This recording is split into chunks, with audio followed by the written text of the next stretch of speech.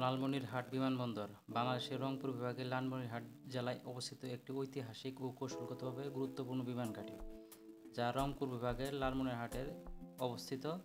1931 সালে ব্রিটিশ সরকার এটি নির্মাণ করে।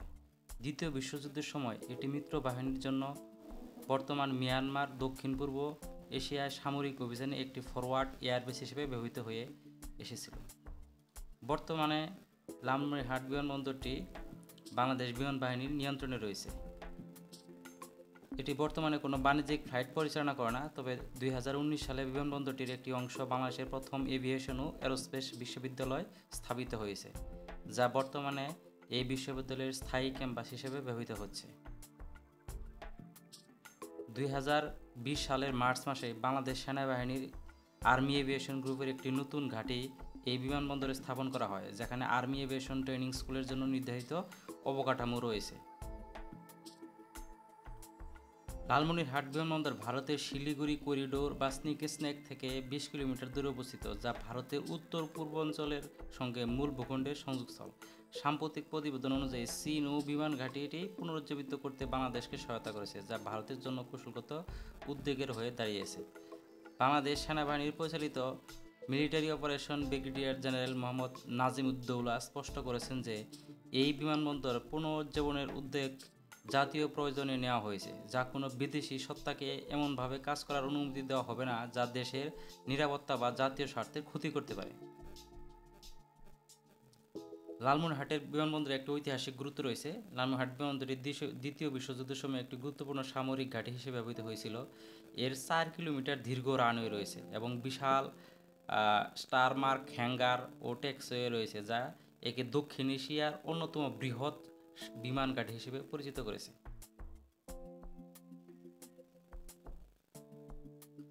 ঢাকা থেকে এই বিমানবন্দরের দূরত্ব 340 কিলোমিটার এবং রংপুর থেকে 50 কিলোমিটার।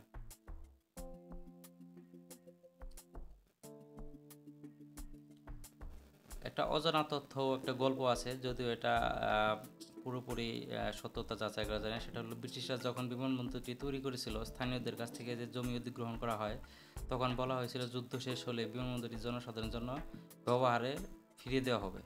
কিন্তু যুদ্ধ শেষ হলেও সেই প্রস্তুতি আর বাস্তবায়ন হয়নি। হয়তো পরবর্তীতে দেশের সরকার হয়তো আর এটা পরবর্তীতে বাস্তবায়ন করেছে।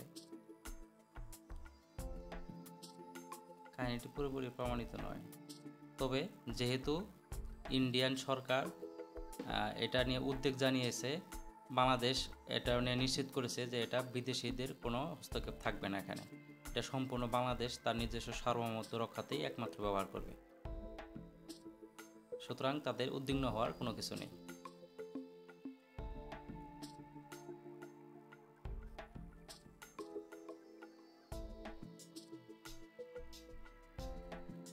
বর্তমানে এই বিমান বাহিনীর এই ঘাঁটি নিয়ে বহুল সমালোচিত এবং বহুল প্রচালিত একটা সংবাদ, যেটা নিয়ে প্রচুর আলোচনা হচ্ছে অনলাইন মিডিয়া এবং বিভিন্ন জাতীয় চ্যানেল এবং সংবাদ মাধ্যমে।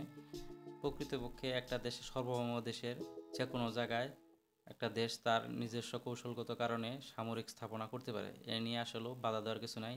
আর যেহেতু বাংলাদেশের বন্ধুপ্রতিম দেশ ইন্ডিয়া, সুতরাং একটা বন্ধু যদি শক্তিশালী হয় আর একটা বন্ধুর উদ্বেগ হওয়ার কোনো কিছু নেই, বরং তারা আরও খুশি হওয়ার কথা, কারণ বন্ধু শক্তিশালী হয়েছে। সুতরাং বিপদ আপদে বন্ধু তাকে সহযোগিতা করতে পারে। এভাবেই আসলে চিন্তা করতে হবে ইন্ডিয়াকে, এবং বাংলাদেশও এটা নিশ্চিত করতে হবে যাতে বিদেশি কোনো এখানে হস্তক্ষেপ না থাকে।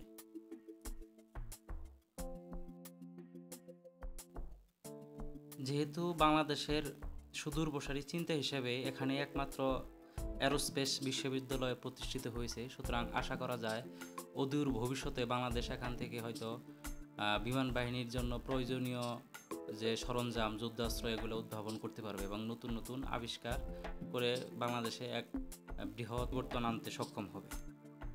যেমন একসময় হয়তো যুদ্ধ বিমান, ড্রোন এবং অন্য যে এয়ার ডিফেন্স সিস্টেম আছে সেগুলো তৈরি করতে পারবে। সুতরাং বাংলাদেশের জন্য যেমন একটা আঞ্চলিক একটা অর্থনৈতিক বিশাল একটা কর্মযজ্ঞ এখানে শুরু হবে, পাশাপাশি বাংলাদেশের তার সমরাস্ত্রের একটা বৈপ্লবিক পরিবর্তন আনবে, এমনটাই মানুষ ধারণা করছে।